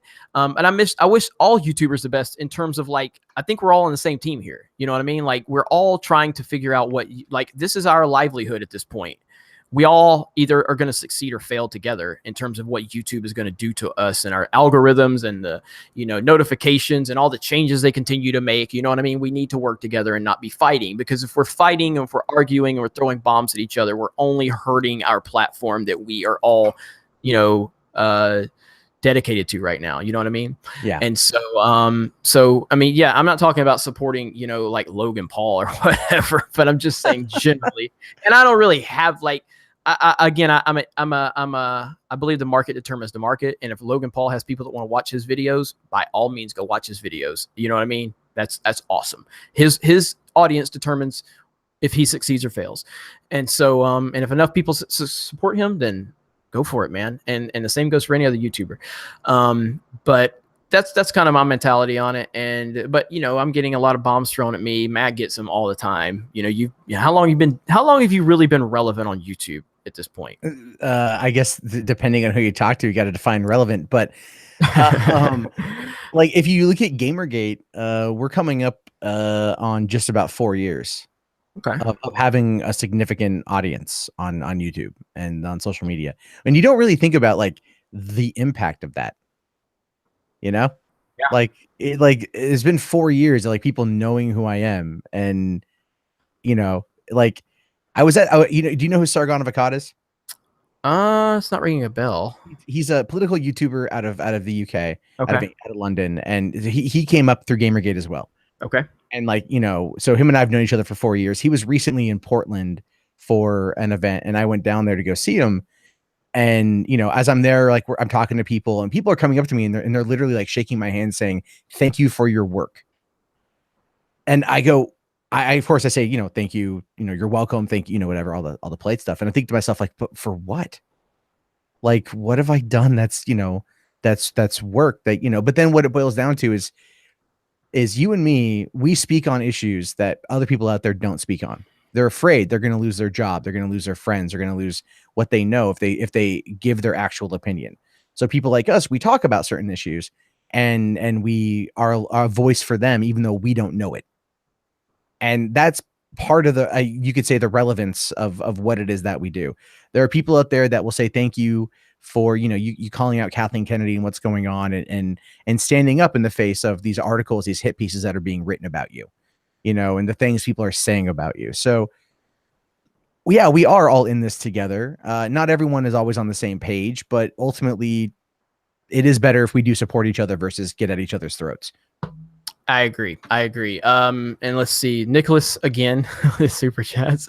Matt, Jeremy, thoughts on Battlefront 2 and the backlash on EA with pay to win and loot boxes. The gaming community really made a stand and forced EA's hand. So, yeah, I've told you all that I love Battlefront 2. I love Battlefront 1 and Battlefront 2. But my opinion does not make me blind to the problems with Battlefront 2 and EA's mishandling of this entire situation. And so I spoke about this earlier on one of my live streams, but EA has completely, they lack so much self-awareness, And I don't know what it's going to take to get them to wake up. I think Battlefront 2 has actually done pretty well in the sales department. Because it's a Star Wars IP. But I think that the situation with the loot boxes was a pretty big blow for them. So what are your thoughts on that, Matt? Again, I like to be stubborn on certain issues, and I'd like to kind of troll people. So I was trolling people pretty heavily over the whole loot box issue. I was all like, man, I can't sleep after all these loot boxes I don't have to purchase. Because I bought Battlefront 2 again, like you. I love it. I just popped it in the other day, was playing through it again. And just having a lot of fun, just having, it's Battlefront, there's when you're playing the game and you start hearing John Williams score and you're on the Death Star, you're on Endor, you're on Hoth. It just, the sound is incredible. The environments are incredible. It's fun. It's so much fun. And this isn't even the developers. This is EA. They really dropped the ball. But the thing is, they learned their lesson. If you actually pay attention to E3 this year, with how many of the games are like, oh, no loot boxes, no microtransactions. That's all because of Star Wars. Yep. And so gamers did it. Gamers fought back and gamers won on that one. Yeah. How is it that we still can't get Kathleen Kennedy out of power? Exactly. I think the time is coming. So we will see. Club Star Wars says, would you live stream with Steel or the like? I would have Steel on this channel. But he and I would have to have, a couple of conversations. I don't have like the trust level for someone like him. I don't particularly want to have a conversation with him because of the stuff he says, man. It's so outrageous that he says about me, but I'm willing to have a conversation with anybody. But if Steele would hit me up like out of the blue, like Matt did tonight, and be like, hey, I want to come on your live stream and talk to you, I wouldn't trust him. But he and I could have a conversation, a private conversation, like I've offered him on Twitter, so we can kind of get to the bottom of whatever his problem is with me. But he is, whatever, but it's not going to be as easy as this situation here. So I'm unfamiliar with this person. His name's Steel Wars. He's caught up with this Making Star Wars people. He's part of this group that's going after Rebel Force Radio. He's been on Collider a few times. He's hooked up with Star Wars Explained, all those guys. And so a few weeks ago, we made a video for the Geeks and Gamers YouTube channel, and Jesse Milestone. I'm not sure if you're familiar with Jesse. She's part of my team, and she also has her own channel. But Jesse made a video. Jesse is very opinionated, very, very opinionated. She's a firecracker. And so she made a video. I don't like the way I work with my team, especially my YouTube content creators. I don't tell them what to do. I don't give them ideas. I don't do anything. I just wait for them to give me videos. And then I watch the video. And if I have critiques or if I have to edit it or if I need to make changes, I'll let them know. Jesse sends me a video. The video was her talking about how she wants to see more masculine men in Star Wars. And she got on her soapbox. And Jesse can rant. Like, she can go. And she don't give a fuck. And so she made this video. And I can't remember what she titled it. But I was like, hey, we should title it this. And I think I titled it, Dear Hollywood, we could use more real men in movies. And it posted automatically to the Geeks and Gamers YouTube channel. And Steel Wars screenshotted it and posted it to his Twitter. And it was just a headline, and it was the thumbnail, which did not have Jesse in it. And makes some backhanded comment about it. And in his comments, they are just killing me. Like, they're like, fucking Jeremy, he's just intimidated by strong women. He's just intimidated by women. He's scared of women. He's scared of women. And all of a sudden, all my followers go in there like, a woman made the video, right? And they're like, and then Steele says, oh, well, what he does is he likes to have power over women. I was like, are you insinuating that Okay, Jesus. are you insinuating that the women on our staff aren't able to make their own decisions? Sounds kind of sexist to me, just to assume a woman can't think for herself, because you're just assuming. And so we kind of went back and forth. Jesse got a hold of him. Jesse, oh my gosh, Jesse, you just don't want to mess with this girl, man. She's a firecracker. And so she went off on him, but he just continues to say stuff that's not true. None of it's true. And you know, whatever, man. And so a lot of people, that's why people are asking me if I would have him on. I would have him on, but we would have to have a heart-to-heart behind the scenes first before I would allow that, because at the end of the day, he's got like 3,000 subs, man. Like, I feel like he's probably just trying to get some traction, you know, and some attention is what it feels like. He's probably gotten more publicity from me than anybody in the past 2 weeks. I need to shut the fuck up about him. And Matt, you can probably teach me how to do that, because I mean, I've got people coming after me wanting to get attention now. You know what I mean? And you probably deal with that. So I'm pretty mundane, so a lot of people just kind of tend to leave me alone, which works out really, really, really well. I do have to stop, because I mean, I'm a fighter. I'm a confrontational person, but I have to start really understanding that we do have a pretty big following now, you know what I mean? And we're getting some traction, and the subs are continuing to go up, and our views are doing well. And when that happens, you're going to have people that are desperate for attention. Your chat keeps mentioning a certain guy that I'm not even going to mention by name anymore. I've said I'm not going to mention him by name anymore. Somebody just said it. So he is really mad at me, even though I've never said anything bad about him. And I've got to learn to get better about that. And I will. David Stewart. Now I like David Stewart, so I don't want anybody to think it was David Stewart. Everybody knows what I'm talking about, though. And so, but David Stewart's cool, so I'll definitely reach out to him. So, all right, the Ginger Hitman. I finally watched Rebels, and the Lando Chopper episode was really creepy because of Pando. Seriously, watch it again. Thanks, Caston. I never even thought about that. Yeah, I saw that super chat come in. I'm like, oh god damn it. I never thought about that. Damn it.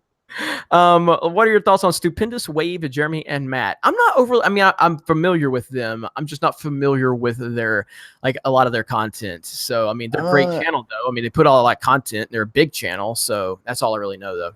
Yeah, I think do I follow them? No, I don't follow them on Twitter, but I've seen them. The thing is, I'm like, okay, like I am just coming into this whole like Star Wars world thing, right? Like in like podcasts and other channels, you know, like I just do my own thing. So I don't really like, I watch a couple things here and there, but I don't actively go seeking a lot of it out. And so, you know, all these people are just like, oh, wow, holy shit. You know, I didn't know there's like this big, like, you know, kind of internal civil war happening in this fandom. Like it's going to all of these different things. But no, people out there, like, I guess these guys, they got 42,000 Twitter followers. Yeah, they got like they got like 800,000 subs. So I mean, it's a big channel. It's a big channel. So it's Star Wars stuff. Oh, they're 900,000 now. 900. So yeah, they're a big channel. So I think, you know, like they have a lot in common with like Star Wars Theory. You guys know I know Star Wars Theory. Star Wars Theory will be hopefully I'll have him on this channel here in the next week or two. We'll do a live. He's commented on my videos before. Oh, really? Okay. Yeah, Theory's a cool guy. So he reached out to me when we I think the channel had around, I can't remember. It was before 20,000 subs, I believe, when he reached out to me. And he was like, I couldn't believe it. I got an email from Star Wars Theory, 1 million subs. And I'm like, what the? This must be a troll. You know what I mean? And I researched it. I'm like, shit. And he was like, hey, I just want to let you know, man, I've been following your channel. You're doing really good and you're going to blow up soon. And I'm like, what the fuck? Star Wars Theory? And so I've messaged him back. And he was really cool. He goes, yeah, man. He said, just keep doing what you're doing. You're gonna be big. I'm like, really? What the fuck are you reaching out to me? And he goes, seriously, I see a lot of potential with you. I'm like, well, that's amazing. That makes me feel really good. You know what I mean? So it was pretty cool. No, it's always good. It's always good to get that kind of support from people that are like larger channels, you know? Yeah. Like I don't know if you know who Philip DeFranco is. Oh, of course. I love Philly D. I met him at VidCon. And I walk, you know, I had won this lottery to like go and meet him, which I thought was a really teenage thing. Must have screwed it. So, you know, like me, 36-year-old man standing in line with like, you know, tweens to meet this YouTuber. Yes, that is clearly not weird. Thankfully, I was sitting next to an early 30s woman who was visiting from Oregon who wanted to meet him. So like someone my own age to talk to. Awesome. But I went up to go meet him and he sees me and he's like, I know this guy, and like gave me a big old hug. you know. That's So cool. it's like, it is really cool when you meet someone who's got like, you know, 6 million subscribers and they know who you are. Yeah, you know? definitely. And so that's pretty chill. Like, you know, either people with 6 million subs that hate me, that much I know for certain. You know, a certain gnome, people might know who I'm talking about, but it's like, he doesn't like me. But that's, again, this is the thing. You have an opinion on the internet, word gets around. You know, YouTube is a relatively small space, regardless of how many channels are there, and people all relatively know each other. When I was at VidCon, our Airbnb was like nothing but YouTubers, and then all of our parties were pretty much nothing but YouTubers. So it's just like everyone gets to know each other, everyone gets around, you know. Yep. And that's just how it is. That's, you know, like you guys said, Star Wars Celebration. I'm actually looking into going to next year. I'm waiting for their press passes to open up so I can put in for a press pass. Yeah, I've already purchased my tickets, but I am going to apply for press. I used to be in. I used to have a good connection at Lucasfilm. I know for a fact I don't anymore, but I'm going to try. And you know what? I'm not. I think I'm not going to try. At the end of the day, I've spent my money. I've already got everything booked. I don't want to try only because of what's going on. You know what I mean? And I feel like a lot of these channels that are going after me, you know, like whatever. If I hadn't paid for a ticket, maybe I would, but I've already paid for it, so it's whatever. Well, the thing is, you're going to go there, and there are going to be people that you are going to disagree with on a fundamental level. And trust me, it's weird when you encounter these people in real life. But the thing is, it's real life, man. It's so fucking different. You know, like any beef you might have with somebody is totally squashed. Like, okay, I'll put it to like this. There was a few months ago, I was talking privately on a Discord, and I was really tired, and we were joking around about some people, and the jokes got pretty racy, and somebody in there recorded me and published it. Oh boy. And the people that I was talking about were at VidCon, and we had kind of squashed a beef last year at VidCon, but like I hadn't really talked to them since then, and I knew they're going to be there, and they're going to another event in Milwaukee in September that I'm also going to. And I'm like, balls, you know, like I gotta fucking deal with this. Yeah. And I walked over and I just said, hey guys, listen, I owe you an apology. I was, you know, it was a dumb thing. We were just joking around. And they're like, look, we fucking get it. Total private shit. It's all good. And there's that. It was just as simple as that. Right. That's how most people are. So the people, here's the thing. The worst you're gonna deal with is like if you go, okay, so if you go to Celebration, you know, is Ethan gonna be there? Oh yeah. Okay, and like world class bullshit's gonna be there. Oh yeah. So all you got to do is squat up. That's it. Squat up. We're going in there. We're going in there like Step Brothers when they walked in. They're like, we're here to fuck shit up. That's how we're gonna walk. Pretty much. And the thing is, like, no one is going to approach you in order to talk shit, right? Like now, like the thing is, I'm stubborn enough where I probably would, but I'm not going to be that person. I actually saw a guy wearing a Soilo shirt at VidCon. Nice. I kind of confronted him over it. I did a little bit. I was like, I'm all like, so what's up with the fake news shirt? And he's like, what? And I kind of, you know, we talked about it a little bit and like just gave him a little bit of a hard time over it. And the guy and his wife, very nice people. They were just like, oh, it's all entertainment, you know. And we joked around for a few, and then they got a picture with me. They don't know who the fuck I am, but they want to get a picture with me anyway. That's awesome. All right, let me see. We got GRP Pole says, please ask Matt if he's aware of ComicsGate. I am. I am. I'm aware of it. I know that, you know, I don't, to me, it was, you know, people were trying to push ComicsGate months ago, right? Like get it going. People were coming to me with that information, and I looked at it, but I you know, to me, Gamergate is like, they're saying it's identical to Gamergate. In some respects it is, but I'm also not a comic book reader. Like I'm a gamer. So it's like, I didn't really have the same connection that I do with like games or Star Wars. But then looking at what Diversity in Comics and Ethan's been going through in terms of the shit, and never mind the fact that their crowdfunding campaigns have like, what has it been, like $1 million that they've raised? Ethan's at like 450 last I heard. Okay, so, but then Diversity in Comics did like 200,000 or 300,000. So exactly, yeah. I mean, just these guys that are conservative, that are not wanting to go down the path of the SJWs in comics. And as we've seen, you know, like that's kind of what Rebel Force Radio was talking about, and they're catching all the shit for. But on Marvel side of things, we dealt with this a couple years ago, where they literally threw Gamergate jokes into a Loki comic, right? They legitimately put in it's about ethics and something or another in a Loki comic. There was an Angela Queen of Hell comic that had, Thor's grandfather with like a blacked out bar that said unsolicited opinions on Israel. Like, what the fuck does a Norse god give a shit about the Gaza Strip? I know, it's crazy, man. And it's like nothing, like, and then Mockingbird's asking about my feminist agenda t-shirt. Like, the thing is, and I'm sure you probably agree with me here, I don't care if the character is gay, straight, black, white, Asian, Latino, whatever. If they're written well, I'm happy. But if you're cramming agendas down people's throats, then I'm gonna say no, because people just want there to be a good story. Elton John is one of my favorite musicians of all time. I don't care if he sucks dick. I care that he's an amazing entertainer. I don't give two shits what people do. You know what I mean? Like, just be qualified, be good, be a great character.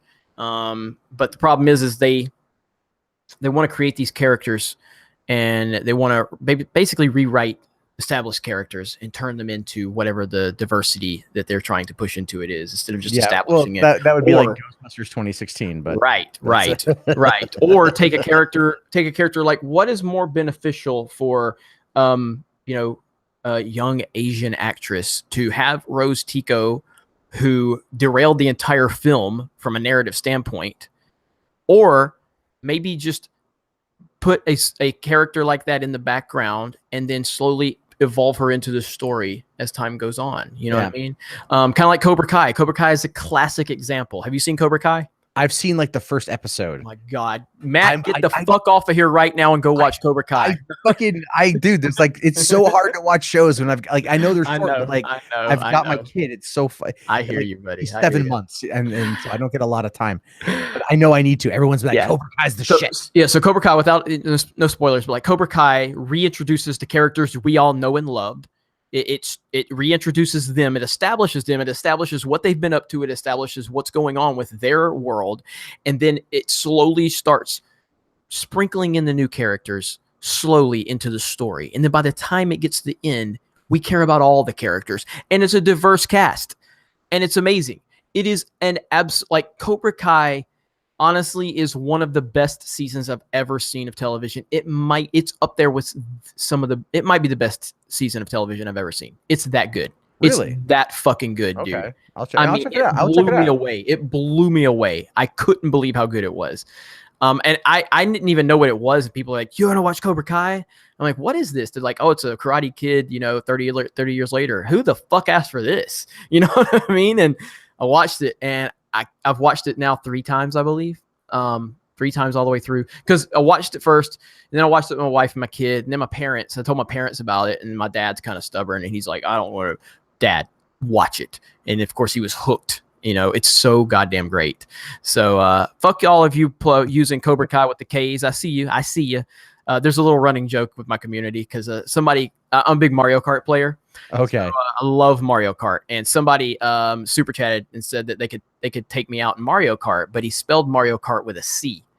And I'm like, okay, if you're going to fucking call me out on Mario Kart, you better spell it correctly. This was like a month ago. They have been misspelling everything with a C since then, just to mess with me. So now they're changing Cobra Kai to a K, so they've been doing hashtag like @DDayCobra with a K. I'm like, Jesus Christ, this is a nightmare. All right, Chuck Charmer says, what are your top 5 favorite games of all time? We're gonna wrap this up really quick. So my top 5 favorite games of all time. Number 1 is Half-Life. Now, again, Mario Kart is excluded from my list, because if it's not, then Mario Kart has the top 5 position. So Mario Kart's excluded from my list. But Half-Life 2, with episode 1 and 2 is my number 1. Super Mario World for the Super Nintendo is number 2. Then it kind of jumps around. I mean, Super Metroid's up there. God of War 3. God of War 3 is still my favorite God of War. I always put Tecmo Bowl in there.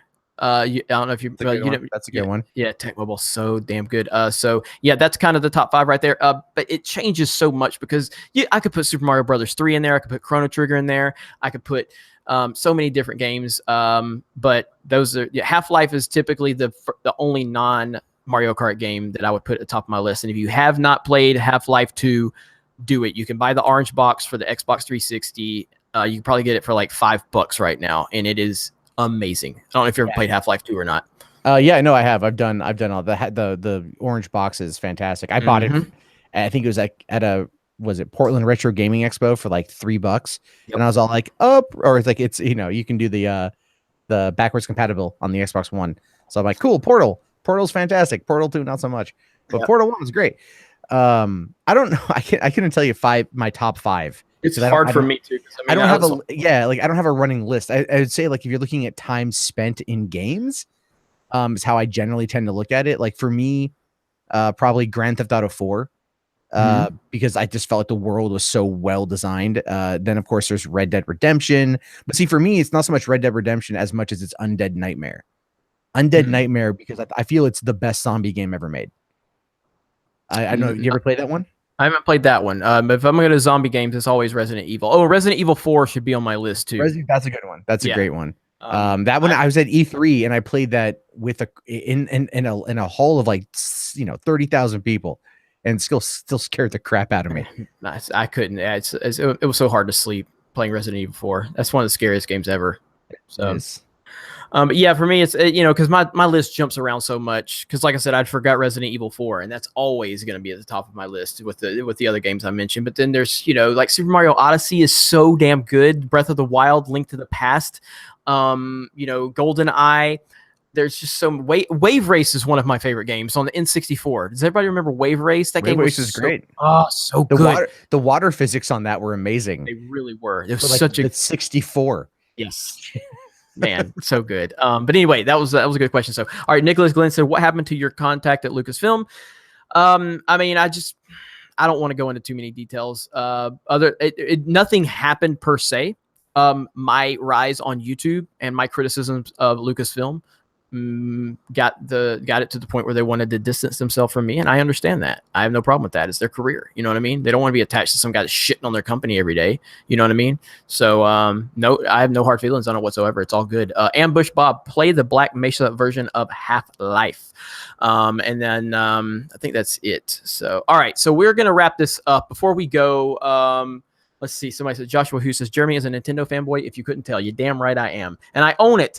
But yeah, before we run out, just again, I want to thank Matt Jarbo, Mundane Matt, for coming on to the show tonight. Hang on, before we go, Matt, if you want to say anything as we're closing this out, I'm going to pull your channel up and drop a link. Yeah, sure. No, I would say do it for $3 Theater. $3, okay. Gotcha. Yeah, over the main channel. Okay. So I'm trying to build that one up. I know. I hear you. So it's no, I appreciate coming on. I had a lot of fun. It was fun just to bullshit. Like we had some online stupid beef, which we've wrapped up. Jeremy's a good guy, and we have a lot in common, which is a lot of fun. The thing is, what you understand is like there's so much negativity on YouTube, so much goddamn fucking negativity, that it's nice to come on and just geek out about shit, just to go like, oh my god, that was so cool, because that to me is like that's the camaraderie. That's what we need more of. And I think that transcends to other people too. Like it's just, let's just have fucking fun. That's the problem with these people that are coming after you for having an opinion on Star Wars. They're not having any fun, right? Nope. They can't see past their own anger, which is not the Jedi way. That's right. That's a good way to put it. Yeah, and I mean, yeah, I'm very happy this happened. I'm very happy. There's Theory. What's up, Star Wars Theory? Star Wars Theory in the chat. I know everybody's gonna go freaking the fuck out when they see him. But yeah, it's been a pleasure to have Matt on tonight. I'll be honest. Publicly, I tried to play it off. I was fucking pissed when he tagged me on Twitter and said I live in an echo chamber. I was like, fuck this motherfucker. The fuck he thinks he is, but because I've always liked you, you know what I mean? And I was like, fuck that, man. I always liked this cat. Now he's calling me out. And so, but yeah, it's been great. I'm really happy this happened. I think Matt's a great guy, and I always enjoyed his channel. I know that everybody has opinions on the internet. They have opinions on me. They have opinions on you. But it does, like, at the end of the day, we just need to create conversations and create dialogue. And you and I could have continued to just sit in our corners and just been like, you have your opinion of me and me have my opinion of you. Or, luckily our subscribers here really made this happen. They did. And I will say, it was a week ago or something on the High Council. I tuned in randomly. Hang on, Ginger Hitman, I'll get to your chat. I'm sorry, I will get to your chat after Matt gets done. Oh yeah. Yeah, you can take that one now if you want. That's fine. Oh, well, I did. Ginger Hitman, I did read yours. It was funny. You said, finally watched Rebels, and the Lando Chopper episode was really creepy because of Pando. Seriously, watch it again. Thanks, Kazdan. I read that one. So, and I got two more to get to. It's OT all the way says, really enjoyed this. Do it again. We definitely will. Break all day says Cobra with a K. All right, go ahead, Matt. Oh, it's just, I tuned into the High Council and like, I you know, like I just kind of, I think I tuned into like Hate Watch essentially. I was just like, fuck world class bullshit. Cause like, call me a shill. You know, like, he's like, I'll come and fight. And then like you guys were chit chatting, like, all right, it's a good conversation. And then like, I think like you brought me up or whatever, like just randomly brought me up and like, I'm in the chat. And then, you know, I was like, oh, come on. Like I was like, oh, come on if you guys want, you know, and just like, I'm down to chat. Like, it's just, you know, I got to get past my own stubbornness. And I think that's the hardest thing anyone can really do is like, because our words do have impact on other people ultimately, you know, like, and we got to figure out better ways to communicate. And I'm really solidly glad that this happened. Yeah, me too. And so again, shout out to both of our communities for making this happen. I think that conversations are very important.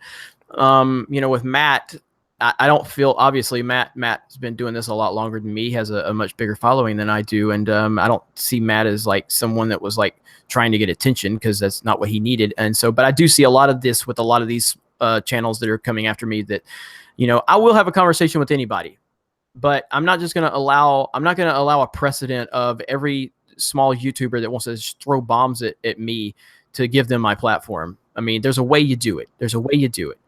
And so, you know, if you want to have a conversation with me behind closed doors, if you have beef with me, we can have that conversation. And then if I have a good feeling about it, I'll bring anybody on this channel. You can ask me anything you want. You know, I'll give you my favorite porn sites that I watch. I don't give a fuck. I got nothing to hide. You know what I mean? So, but a lot of hold on. I'm curious. What's your favorite porn site? X videos. So, the big list of porn.com. And Spike.com. Spankbang is good too. Spankbang is good. It's not as high quality as Pornhub, but there's beeg.com. High quality clips. I'm just saying, I'm a porn connoisseur, sir. Right? You want to go down that path? I got links for days. So that's the best way to end this live stream right here is porn links. So, but anyway, to the Mundanematt community, to the $3 Theater community, and to the Geeks and Gamers community, thank you all. Star Wars Theory, I'm going to hit you up soon, son. We're going to be talking. So, you guys have a great night, and we will talk to you later.